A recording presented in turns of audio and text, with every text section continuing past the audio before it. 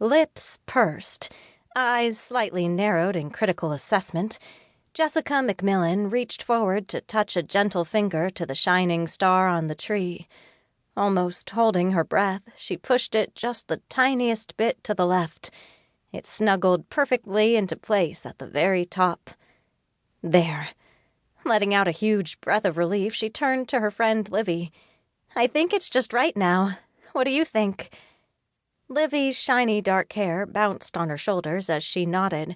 "Definitely perfect. In fact, I think that's the best Christmas tree I've ever seen in my entire life. Without a doubt." She gave another decisive nod. "Absolutely." Jessie awarded her friend a sharp look. Livy had never been one for a good poker face. Dissolving into more giggles, she neatly sidestepped Jessie's playful swipe at her shoulder. "Don't mess with me," Jessie protested, although she let herself smile as well. "It's my first Christmas tree in my own place, like ever. It's a solemn moment." With appreciable solemnity, both women regarded the 2-foot-tall tree nestled into a cushion of red velvet atop the kitchen table that doubled as a writing desk and bill holder in a corner of Jessie's tiny apartment. Carefully, Jessie stepped forward to plug the small string of lights on the tree into the wall socket. With a festive little burst, they twinkled to life amidst the deliciously piney scent of the small needled branches. She sighed with delight as Livy made admiring noises. "See? It is perfect. I have everything I need here." As if on cue, a slightly outraged wail punctuated her words.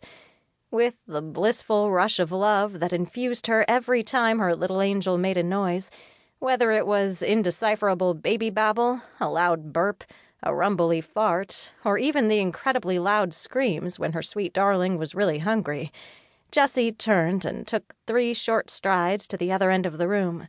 Grant's chubby little legs, extending from his diapered butt, stood firmly by the low table he clung to.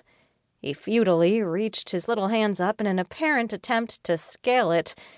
As Jessie reached down to pick him up, he looked at her, a small frown slicing across his brow as he once again let out an irritable string of sound, smacking one uncoordinated hand on the table leg.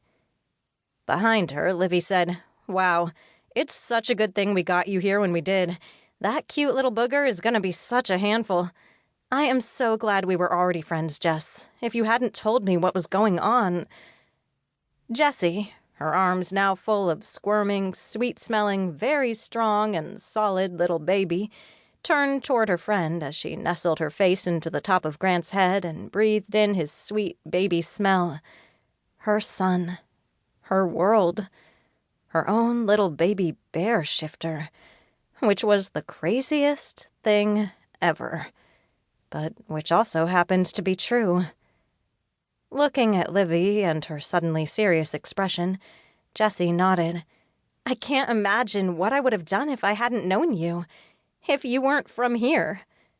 She waved her hand around, indicating the small, cozy little town of Deep Hollow, blanketed under snow outside her apartment. "What about the women like me out there in the world who don't have friends like you? Friends who know about, shifters. What do they do if this ever happens to them?" Brown eyes slightly troubled, Livy stepped forward so she could coochie-coo Grant's little belly. He loved Livy. Seeming to forget about his battle to climb the table, he giggled and smiled and shrieked up at her with joy. "That sort of situation is really rare.